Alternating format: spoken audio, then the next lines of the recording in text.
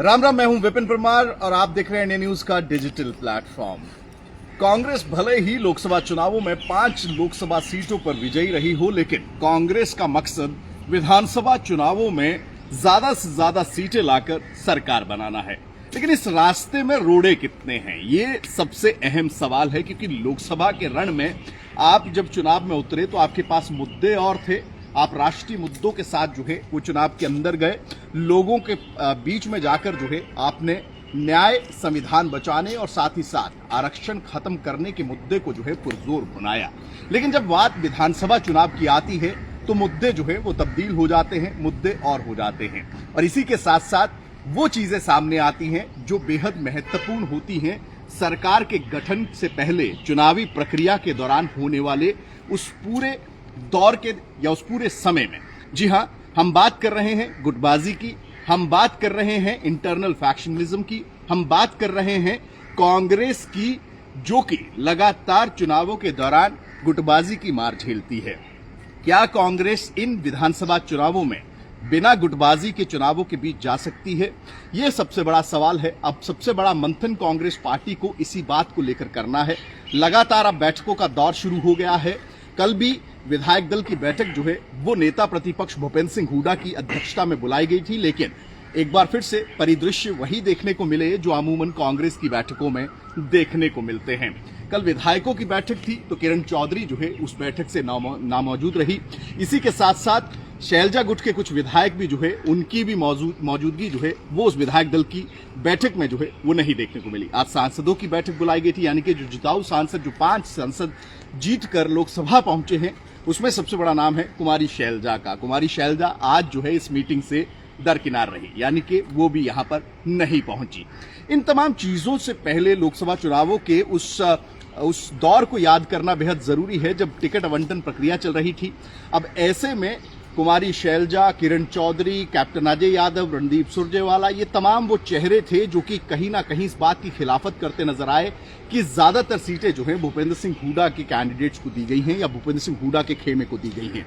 अब आपके पक्ष में परिणाम आया है, यानी कि आप 5-5 सीटों पर, यानी कि आप जो एक्सपेक्ट कर रहे थे उन्हीं सीटों पर जो है आप विजयी रहे हैं। लेकिन अब टारगेट और है, लक्ष्य और है, लक्ष्य है विधानसभा का। कांग्रेस का सबसे बड़ा पहला जो काम है वो गुटबाजी को दूर करना है। इसको लेकर दीपक बावरिया अलग अलग प्लेटफॉर्म्स पर बोल तो चुके हैं, लेकिन वो खुद भी इस गुटबाजी की मार जो है वो झेल चुके हैं। दोनों गुटों की ओर से जब एकाएक जूतम पैजार की परिस्थिति पैदा हुई तब ये तक आरोप लग गए कि प्रभारी जो हैं वो भी कहीं ना कहीं पार्शियल एटीट्यूड रखते हैं, यानी कि वो भी पक्षपात करते हैं। इसके साथ साथ अगर बात करें अब लोकसभा चुनावों की, तो लोकसभा चुनावों में दीपेंद्र हुड्डा जीते, कुमारी शैलजा अपने सिरसा लोकसभा से जीती हैं। तो ऐसे में ये दोनों गुट जो है वो पार्टी आला कमान के सामने मजबूत हुए हैं। अब विधानसभा के दौरान, चुनावों के दौरान भी जो उम्मीदवारी की प्रक्रिया है उसमें खेमेबाजी जो है वो चरम पर रहेगी, यानी कि खेमेबाजी, हर खेमा ये चाहेगा कि उसके चहेतों को टिकट जो है वो मिले। अब ऐसे में शैलजा जो है वो एक अलग प्रभाव जो है बनाती नजर आएंगी, क्योंकि अब वो भी बड़े मार्जिन के साथ सिरसा से लोकसभा जीतकर जो है वो पहुंची हैं, और पार्टी की ओर से उन्हें जो उम्मीदवारी दी गई थी, क्योंकि ज्यादातर नेताओं की ओर से ये फैसला किया गया था कि वो लोकसभा चुनाव नहीं लड़ेंगे, लेकिन पार्टी आला कमान की ओर से जब ये कहा गया कि चुनाव लड़ना है तो कुमारी शैलजा की ओर से हामी भरी गई थी।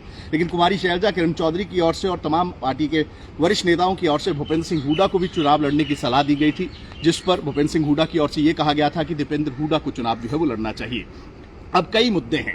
लोकसभा में न्याय की बात आपने करी, लोकसभा में आपने महंगाई की बात करी, बेरोजगारी की बात करी, लोकसभा चुनावों के कैंपेन के दौरान आपने आरक्षण, संविधान को बचाने की बात करी। लेकिन अब मामला विधानसभा चुनावों का है। अब मामला आपके उस रण का है जिसके तहत आप सरकार बनाने को लेकर जो है वो चुनावी मैदान में जाएंगे। लेकिन सबसे बड़ी चुनौती जो कांग्रेस के सामने है वो संगठन ना होना, क्योंकि इस बार कांग्रेस के लिए चुनाव जनता लड़ती नजर आई, लेकिन जब विधानसभा के रण की बात आती है तो लाजमी सी बात है वो कार्यकर्ता जो पिछले 10 साल से इस बात का इंतजार कर रहा है कि उससे पार्टी के संगठन में जगह मिलेगी, वो जो पॉसिबल नहीं हो पाया है। अब देखना यह होगा कि क्या कांग्रेस पार्टी विधानसभा चुनाव, यानी कि 2 महीने का अंतराल जो है वो रहता है, तो क्या 2 महीने के अंदर उन तमाम कार्यकर्ताओं के चेहरे पर मुस्कान लाने का काम करेगी, यानी कि संगठन को एक रूप दिया जाएगा, संगठन को बनाने का काम किया जाएगा। दूसरी बात गुटबाजी की। गुटबाजी पहले भी फैक्शनलिज्म जो है वो देखने को मिलता रहा है, यानी कि गुट जो है वो हावी रहे, अपने उम्मीदवारों को टिकट दिलवाने को लेकर लगातार जोर आजमाइश की जाती रही है। लेकिन इस बार पलड़ा जो है वो बराबरी पर खड़ा है। एक तरफ रणदीप सुरजेवाला, किरण चौधरी, कुमारी शैलजा हैं जो कि हाथ मिलाए बैठे हैं, वहीं दूसरी ओर भूपेंद्र सिंह हुड्डा हैं। हुड्डा भले ही अपनी दिलवाई हुई टिकटों में से 4 सीटें जो है वो जितवाने में सफल रहे हैं। अब ऐसी परिस्थिति में भूपेंद्र सिंह हुड्डा की मुलाकात भी पार्टी आला कमान के नेताओं से हुई है, वहीं कुमारी शैलजा की मुलाकात भी पार्टी आला कमान के नेताओं से हुई है। तो ऐसे में कौन सा खेमा जो है वो अपनी बात पार्टी आला कमान से मनवा पाएगा, और पार्टी आला कमान का सबसे बड़ा मकसद यही रहेगा कि इन दोनों अलग थलग पड़े गुटों को एक कर विधानसभा चुनाव में जो है वो ले जाया जा सके। वहीं बात करें पार्टी के बाकी नेताओं की, किरण चौधरी, रावदान सिंह की लड़ाई खुले मंचों पर देखने को मिल रही है। इसी के साथ साथ अभी तक लोकसभा के परिणाम, चुनावों के परिणाम आने के बाद भी एक दूसरे पर हार का ठीकरा जो है वो फोड़ने का काम किया जा रहा है। किरण चौधरी भी लगातार जो है वो पलटवार करती नजर आ रही हैं, रावदान सिंह भी लगातार बोलते नजर आ रहे हैं। ऐसे में ये जो नेता जो प्रभाव रखते हैं, इनको एक साथ किस तरह से लाया जाएगा, क्योंकि जब आला नेता या बड़े नेता पार्टी के लड़ते हैं तो लाजमी सी बात है वो लड़ाई कार्यकर्ताओं के बीच में जाती है, और कार्यकर्ता आपस में नेताओं की लड़ाई को अपनी लड़ाई बनाकर जो है वो खुले मंचों पर कहीं ना कहीं लड़ते हुए दिखाई देते हैं। तो दूसरी चुनौती इस गुटबाजी की है। तीसरी चुनौती मुद्दों की है। मुद्दे कौन से लेकर आप जो है विधानसभा चुनाव में जाएंगे, जनता के सामने कौन सी बात ऐसी रखेंगे जिससे आप जनसमन्वय जो है वो स्थापित कर सकें। जिस तरह से मैंने पहले कहा कि लोकसभा के चुनाव में मुद्दे अलग होते हैं और विधानसभा के चुनाव में मुद्दों में जमीन आसमान का अंतर जो है वो आ जाता है। वहीं जाट नॉन जाट की पॉलिटिक्स जो है उसका जो एक टैग है उसको किस तरह से खत्म किया जाएगा, क्योंकि भारतीय जनता पार्टी की ओर से जो रणनीति बनाई गई है वो रणनीति जो है कहीं ना कहीं आम आदमी और हर व्यक्ति तक जो है कहीं ना कहीं उन परियोजनाओं का जो कि शुरू की गई थी उनके लाभ को पहुंचाने को लेकर काम जो है वो शुरू कर दिया गया है।